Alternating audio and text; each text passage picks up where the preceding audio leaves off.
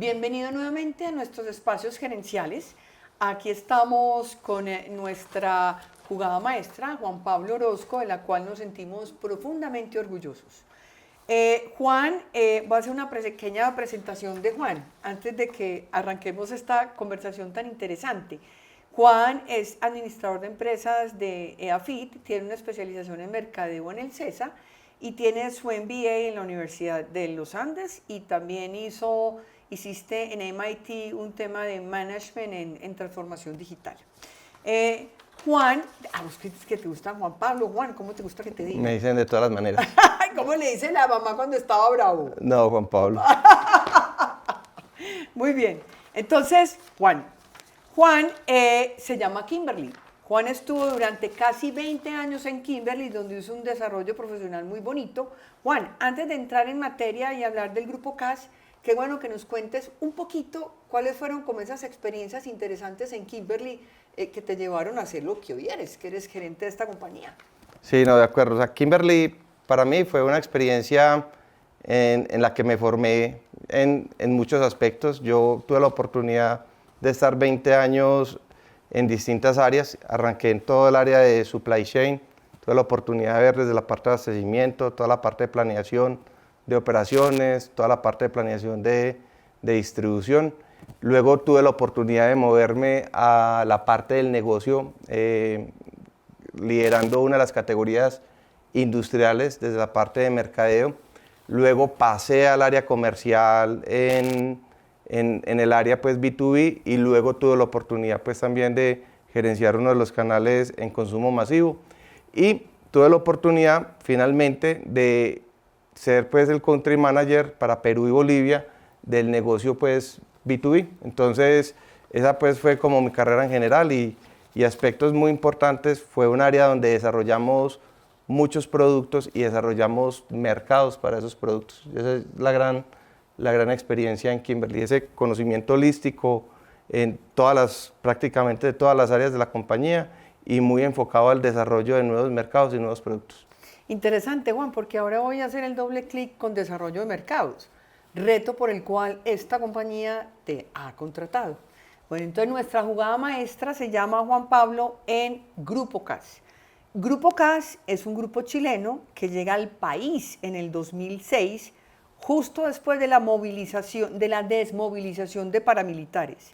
Juan, a mí me llama mucho la atención estas dos familias de empresarios, Zunino y Sáenz, esta visión de largo plazo, de invertir no con ese afán rentista, sino empresarial. Háblanos un poquito de este grupo, de estas dos familias en Chile. Bueno, las dos familias, tanto la familia Sáenz como la familia Zunino, son familias con una gran historia forestal. Son tercera, cuarta generación pues en el negocio forestal. Y todo el que está en el negocio forestal sabe que este es un negocio de largo plazo, porque desde el momento que se siembra hasta el momento que se cosecha son periodos de 16, 18 años en un país como el nuestro, pero entre 20 y 22 años en un país pues digamos como Chile. Entonces ellos tienen esa vocación forestal y adicionalmente son empresas que pues ya tienen, digamos, inversiones importantes. Una de ellas ha tenido inversiones tanto en Chile como en Uruguay y pues ahorita pues en Colombia con CAS, y la otra también tiene inversiones importantes en Chile, adicionalmente a través de la empresa Comaco. Comaco es la principal compañía que exporta astilla para la generación de tableros y adicionalmente de biomasa en Asia Pacífico. O sea, es el principal exportador de América Latina en astilla como tal. Y bueno, o sea, vienen a invertir acá a Colombia con un objetivo de cómo desarrollar aún más el negocio, no solamente desde la parte forestal, sino también cómo invierten en toda la industrialización de este negocio forestal. Excelente. Miren esto, Grupo CAS, que es Agrícola La Sierra, está hoy estamos hablando Vegachí, San Roque, Yolombó, Yalí, Caracolí, Maceo, Juan, ¿cierto? Sí. Si no estoy mal. Y hay una cosa que me llama mucho la atención. hablando contigo y me decías, mire, nosotros más que una empresa forestal, somos una empresa de transformación social, de desarrollo sostenible en las comunidades. Hablemos un poquito de ese propósito, de esa filosofía, cuando ustedes dicen, llegamos a Colombia con el propósito superior de sembrar sueños, cosechando bienestar. Sí, cosechando bienestar y desarrollo sostenible. Yo creo que eso es lo más importante, María, en el sentido de que este es un proyecto claramente empresarial, pero con un propósito completamente social. Finalmente, cada vez que se instala un proyecto forestal en cualquier lugar del mundo, por lo general se instala en áreas muy alejadas, de difícil acceso y adicionalmente áreas que son difíciles de desarrollar cualquier otro proyecto agrícola productivo. A eso se le suma que nuestro país, el nordeste antioqueño y sobre todo pues digamos esa zona, fue una zona de muy alto conflicto y en el 2006 cuando se hace la invitación del gobierno colombiano a invertir acá, precisamente para buscar una solución de desarrollo económico para este territorio, pues se sabía que era un área donde acababa de haber pues una desmovilización importante como tal. Entonces, como estrategia pues para esas acciones post-conflicto, la compañía se instala acá y viene a hacer todo ese desarrollo de recuperación de tierras, conservación de bosques naturales y adicionalmente el negocio forestal requiere muchas inversiones muy importantes con un alto impacto social y ambiental. Primero, el desarrollo de vías. Un proyecto como el nuestro, en estos 7 municipios, con más de 24.000 hectáreas, 9.000 hectáreas hoy en bosques nativos, que cuando llegamos eran cerca de 1.500 hectáreas, 14.000 hectáreas en plantaciones de pino, que lo que va a hacer es que se conserven aún mucho más los bosques naturales, porque se va a evitar la deforestación de bosques nativos para uso pues, de productos maderables. Entonces requiere una inversión de más de 550 kilómetros en vías. Todos esos 550 kilómetros en vías se convierte en vías terciarias para todas estas poblaciones. Nosotros hoy impactamos en estos 7 municipios 62 veredas. Hoy, finalmente, con nuestras vías, nosotros le hemos ahorrado prácticamente entre 8 y 9 horas de trasladarse de una vereda a una cabecera municipal a mucha gente a estar en menos de 30 minutos, con accesos de motorratones, de servicio público y todo eso. Entonces, ese es el primer impacto. Segundo, esas 14.000 hectáreas plantadas significaron más de 25 millones de árboles que hoy están descontaminando nuestra atmósfera, absorbiendo dióxido de carbono. Entonces, eso tiene un impacto ambiental importantísimo. Y por el otro lado, que lo mencioné ahora, nosotros pasamos de conservar 1.500 hectáreas en bosques naturales a cerca de 9.000. Y eso, pues finalmente, la preservación de todo ese bosque natural implica la conservación de fuentes hídricas, de fauna, evitamos y denunciamos activamente la minería ilegal. Entonces, digamos, tenemos un proceso, pues, digamos, de conservación importante. Entonces, como para comentarlo, digamos, esos son 2 temas relevantes en el impacto social. Y por el otro lado, alrededor de toda esa convivencia que se genera, nosotros como compañía desarrollamos un programa que se llama Buen Vecino. Y ese Buen Vecino se enfoca en dos dimensiones importantes. Primero, el tema de la educación ambiental, y es cómo a todas las comunidades, desde los niños, empezamos a explicarle cuáles son los beneficios de todo un desarrollo de un proyecto forestal como tal. Y el segundo es que cuando uno empieza a ser parte de estas comunidades y empieza a desarrollar los distintos proyectos productivos desde el desarrollo de vías y de cosecha, pues obviamente se generan perturbaciones que antes no existían. Entonces también estamos trabajando muy de la mano con las juntas de acción comunal, con los municipios, en todo el desarrollo de estructuración de proyectos y resolución de conflictos, para que finalmente vayamos generando todo un ecosistema de conversaciones, de solución de conflictos y ver cómo pues armonizamos pues mucho más el territorio. Y el cuarto elemento en términos de ese impacto social es que las políticas de la compañía es el desarrollo y las compras a proveedores locales.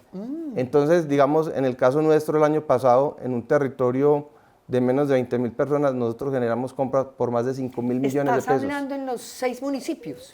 O sea, en las veredas y municipios donde estamos nosotros. ¿Qué compran, Juan, por ejemplo? ¿Qué les compran? Mira, primero hemos desarrollado muchos proveedores para que sean nuestros proveedores de servicios de cosecha, de silvicultura, de mantenimiento de las plantaciones. O sea, volvimos empresarios, personas del territorio. Segundo, muchos de las compras y de los elementos que nosotros necesitamos en dotación, nosotros los compramos y en el caso de los uniformes se los entregamos a fundaciones o a las madres cabezas de hogar, a que ellas se encarguen del todo el bordado de las camisetas, de los uniformes como tal. Todo lo que generamos nosotros en transporte, todo lo que generamos nosotros en servicios desde la parte de alimentación, alquileres, pagos a hoteles, servicios de mantenimiento pues, de los vehículos, de las motos con las que nosotros operamos. Entonces se genera hoy un ecosistema donde nosotros hoy tenemos cerca de 32 proveedores, les compramos más de 5.000 millones de pesos el año pasado y adicionalmente hemos venido promoviendo el desarrollo de nuevos emprendimientos. Ya tenemos 5 clientes establecidos en el territorio, donde pues también les vendemos y adicionalmente les compramos parte pues de lo que ellos producen como tal. Entonces, eso es parte pues digamos del impacto social que se tiene en el territorio. Juan, tú me contabas que Colombia es consumidor, cerca del 50% de la madera comercializada en el país se genera acá. Sin embargo, Colombia es un consumidor per cápita muy bajo porque su capacidad de transformación es muy obsoleta. Háblanos un poquito de esto. Mira, Colombia es el país con menor consumo per cápita de madera que hay casi que en el mundo. En América Latina, sí, y de los más bajitos en el mundo. Mientras hoy por cada 100 habitantes en Colombia se consumen 13 metros cúbicos, en Perú se consume 57 metros cúbicos por cada 100 habitantes, en Ecuador 65 metros cúbicos por cada 100 habitantes, Chile, Uruguay más de 250 metros cúbicos por cada 100 habitantes, Brasil más de 350 metros cúbicos y países como Estados Unidos y Europa casi 600 metros cúbicos por cada 100 habitantes y nosotros estamos en 3. Entonces uno dice, venga, o sea, con un consumo tan bajito, ¿por qué consumimos tan poquito?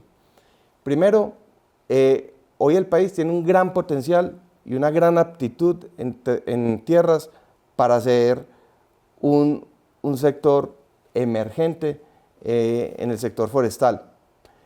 Sin embargo, las plantaciones son muy pocas y son pocas primero porque hoy no existe una capacidad de transformación eficiente y adicionalmente una capacidad que permita absorber la transformación de la madera que hay y adicionalmente por una restricción logística, porque por lo general todas las plantaciones están en montañas, con grandes pendientes, con difícil acceso y el transporte hace que sea pues digamos muy costoso. Entonces hoy el país no tiene una oferta eficiente y competitiva. ¿Para qué? Para que se consuma más madera. Entonces, por eso no se consume más madera. No tenemos las plantaciones suficientes, las condiciones logísticas son demasiado complejas y hace que sean muy costosas. Y adicionalmente, la transformación que hay es una transformación muy básica, de muy baja capacidad, no es altamente eficiente ni tiene la calidad para transformar toda la capacidad de madera que existe. Entonces, la restricción de esa oferta hace que no haya la oferta y la demanda pues se sustituya por distintos elementos. Juan, entonces pensaría uno que Grupo CAS viene a Colombia a ser un gran protagonista que va a elevar la capacidad de este sector. Tú hablabas de qué bueno que Colombia incorporara o asumiera el ejemplo de Vietnam, que es uno de los países donde el sector de la madera lo sacó adelante. O sea, ¿qué tenemos que hacer para que Colombia llegue como a ese referente que es Vietnam? Mira, Vietnam después de la guerra, o sea, fue un país prácticamente como el ave fénix que se recuperó desde las cenizas. Y finalmente el gran motor de desarrollo de la recuperación de la economía de Vietnam fue el sector forestal. El sector forestal hoy en Vietnam tiene más de 5 millones de hectáreas en plantaciones y es el principal centro de producción de madera y adicionalmente de transformación de muebles que hay en el mundo. ¿Sí? Y sus grandes, o sea, y sus exportaciones, o sea, es el principal exportador pues, de productos transformados en madera. Colombia hoy tiene más de 7 millones de hectáreas con la mejor aptitud para el desarrollo forestal, pero tenemos plantadas solamente 540.000 hectáreas. Me imagino que todas esas tierras fueron tierras que tenían ocupada la guerrilla y temas de seguridad difíciles, ¿o no? No necesariamente, yo creo que puede haber de todo, zonas de alto conflicto, de difícil accesibilidad y adicionalmente pues otras tierras, o sea, en nuestra geografía pues que pues, se han destinado principalmente para la ganadería, porque pues la ganadería hoy es una fuente pues digamos de ingresos pues mucho más fácil, con menos inversión pues para la gente pues del campo como tal. Entonces, ¿qué es lo que tiene que hacer Colombia? Primero, darse cuenta del potencial que tiene. Segundo, de entender todo lo que se puede hacer desde la madera. Es que la madera no es solamente un elemento decorativo, no es un elemento constructivo, o sea, la madera tiene muchísimos usos y muchísimos usos que hoy en la coyuntura que hoy vivimos como país, o sea, se convierte en un elemento diferenciador para resolver y para ayudar pues a complementar en esas soluciones que necesita el país. Primero, en transición energética. O sea, la madera es biomasa y Antioquia es, sí, o sea, es el principal núcleo forestal que tiene Colombia. Entonces, es ver las oportunidades que tenemos ahí y ver cómo podemos desarrollar muchos más proyectos de desarrollo forestal. Segundo, está el tema de construcción. La madera es el elemento más sostenible que hay en el planeta, porque finalmente los árboles lo que hacen es absorber dióxido de carbono y si tú prácticamente cuando cosechas y transforma ese árbol en mueble, en una casa, en elementos arquitectónicos, como tal, finalmente ese dióxido de carbono queda capturado pues todo el tiempo que se use pues digamos el elemento maderable. Entonces ahí hay una oportunidad muy fácil y empezando pues que ya hay sistemas constructivos, que una casa se construye en 2 días versus, o sea, en madera versus elementos que toman meses o años como tal.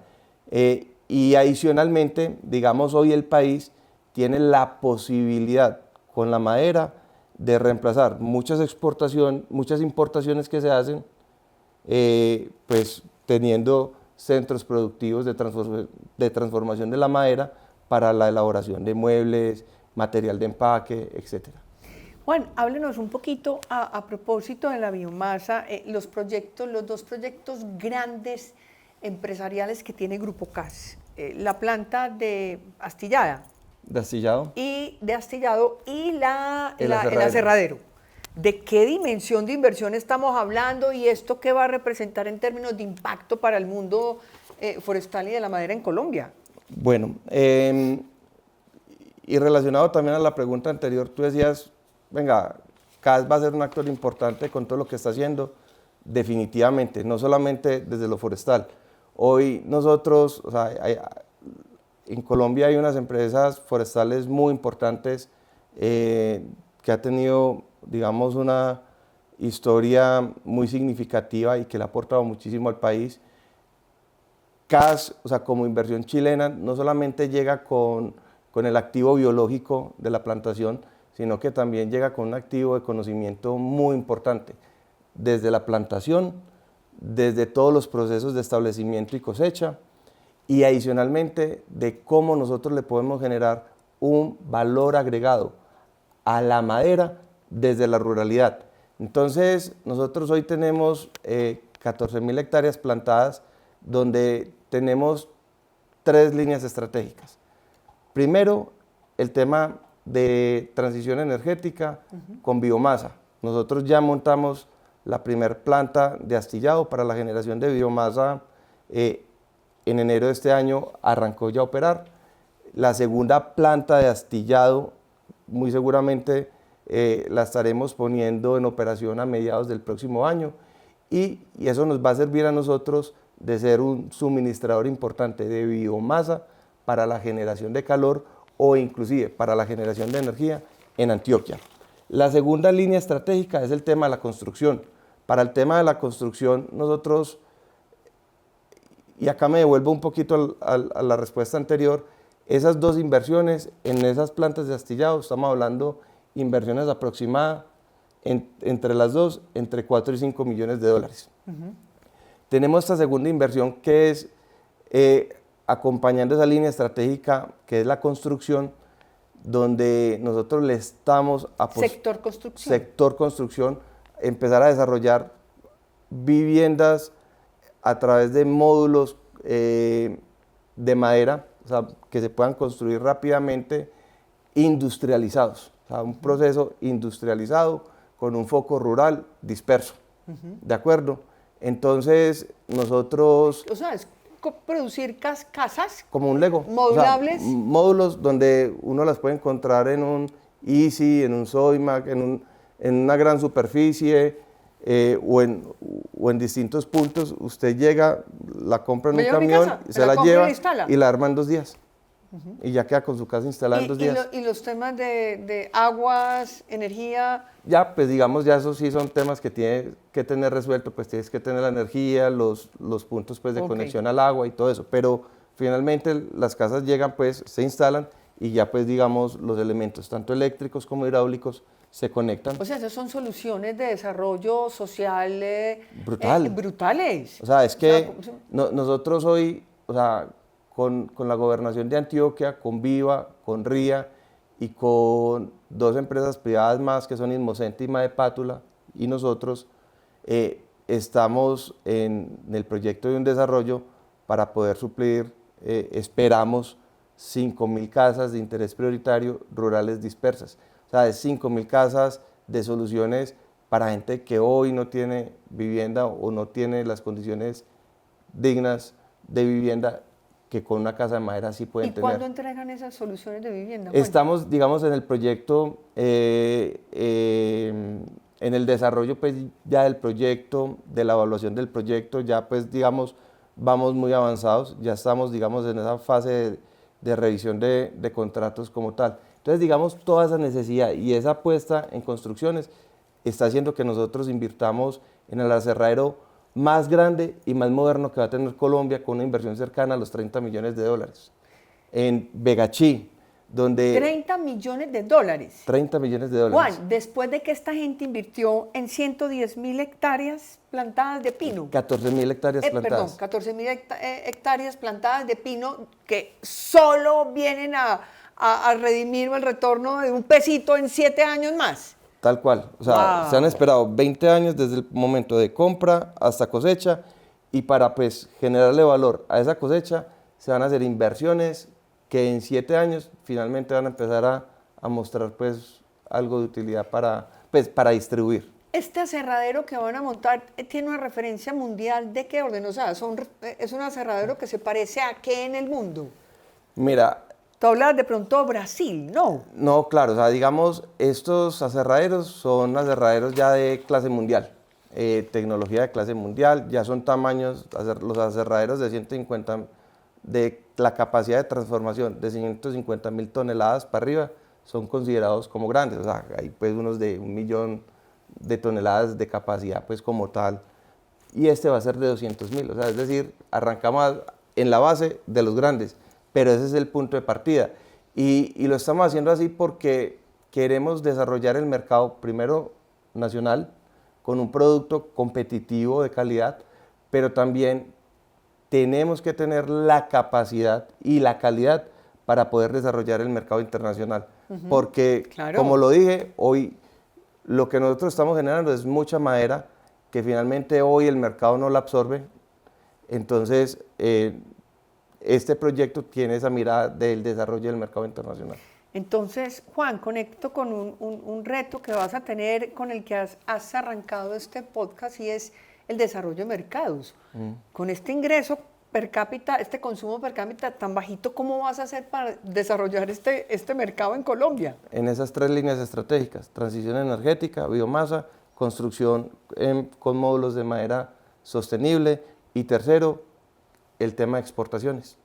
Entonces, ese tema de exportaciones, es más, nosotros ya sin tener aserradero, ya sacamos la primera exportación para Curazao, este mes sacamos nuestra segunda exportación para Curazao, y ya tenemos pues prospectos en 3 países adicionales de Centroamérica y Caribe, para que cuando arranquemos nosotros nuestro aserradero, pues ya tengamos prácticamente un mercado desarrollado.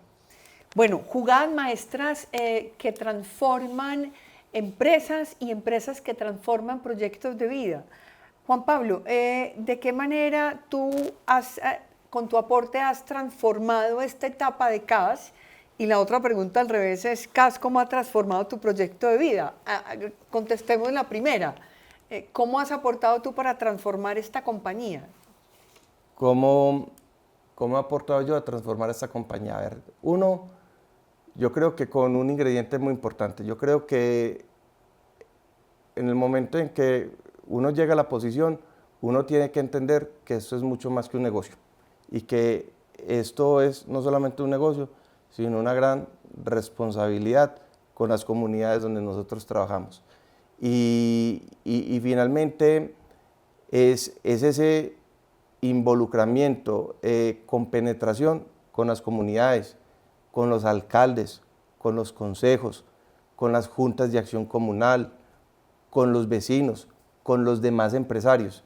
Entonces, yo creo que gran parte y el gran esfuerzo desde el rol ha sido en cómo desarrollar un esquema de trabajo que nos permita aportar a esa gobernanza del territorio. ¿De acuerdo? Entonces, yo creo que ese ha sido un gran aporte. Segundo, el tema de un sector que hoy tiene gran potencial, pero tan básico, es desde la experiencia cómo le damos un perfilamiento más estratégico en términos de segmentos de mercado los que podemos desarrollar, enfocar las inversiones, cómo pensar en todo el encadenamiento desde los insumos, las empresas prestadoras de servicios de cosecha, de establecimiento, hasta el desarrollo de los clientes como tal. También es parte, pues, digamos, del gran aporte. Y tercero, es el fortalecimiento del equipo. O sea, yo creo que desde el punto de vista del liderazgo es entender que la compañía somos todos. O sea, la compañía, uno tiene que conformar un equipo que sueñe en este proyecto, sintiendo y viviendo ese propósito de sembrar sueños, cosechando bienestar y desarrollo sostenible, que tenga esa sensibilidad social, que tenga esa capacidad de ser visionarios y de tener un sentido de emprendimiento desde lo que nosotros hacemos. Entonces, y adicionalmente, teniendo nosotros un sentido de responsabilidad social muy importante con nuestras comunidades. O sea, yo creo que eso es clave, eso es como el gran aporte. Y al revés, ¿cómo CAS transformó tu proyecto personal profesional? ¿O ha transformado? No, y va muy en línea en eso. Yo siento que esto a mí me ha demostrado la importancia de las empresas en poder hacer un país mejor y distinto. Cómo las empresas finalmente se convierten en ese vehículo de transformación en muchos territorios donde el Estado no va a poder llegar, y nunca va a poder llegar, y nunca va a estar en capacidad de hacer las inversiones que hoy posiblemente estas empresas tienen que tener. Y también es que las empresas grandes son anclas, pero nosotros tenemos que pensar es que si esta empresa crece, las empresas del territorio tienen que crecer 10 veces lo que crecemos nosotros. Porque en la medida que haya esa equidad, en la medida que haya esas oportunidades para la gente del territorio, no solamente de ser empleados, sino de ser empresarios, finalmente eso es lo que va a generar un ecosistema seguro, un ecosistema propenso a invertir al desarrollo, y adicionalmente esos son los casos que finalmente o sea, desde los municipios, desde las gobernaciones y desde las empresas del Estado, del gobierno central, realmente les interesa seguir promoviendo y empezar a desarrollar proyectos pues, de inversión. Entonces, en la medida que uno tenga esa sensibilidad y en la medida que uno vea que este es un ancla y un dinamizador para el desarrollo, o sea, el gran aprendizaje es que cuando las cosas se hacen bien, también hay muchas iniciativas buenas que se empiezan a juntar y eso genera pues como un círculo virtuoso en los territorios. Y lo que me ha enseñado es el poder transformador que tienen las empresas cuando uno hace las cosas bien con un sentido social. ¡Wow! Espectacular. Juan, ¿qué más podemos decir? Gracias por estar con nosotros en este espacio gerencial tan maravilloso. Esperamos que tu siguiente etapa siga siendo tan productiva como hasta ahora lo has hecho y que, bueno, nos debemos una invitadita al aserradero. Mejor dicho, allá firmamos el segundo podcast. Así es. Bueno, estuvo con nosotros Juan Pablo Orozco, gerente de Grupo CASE, empresa agrícola La Sierra en Colombia. Gracias por estar con nosotros. Jugada maestra, María Adelaida Mesa, líder y socia de la compañía.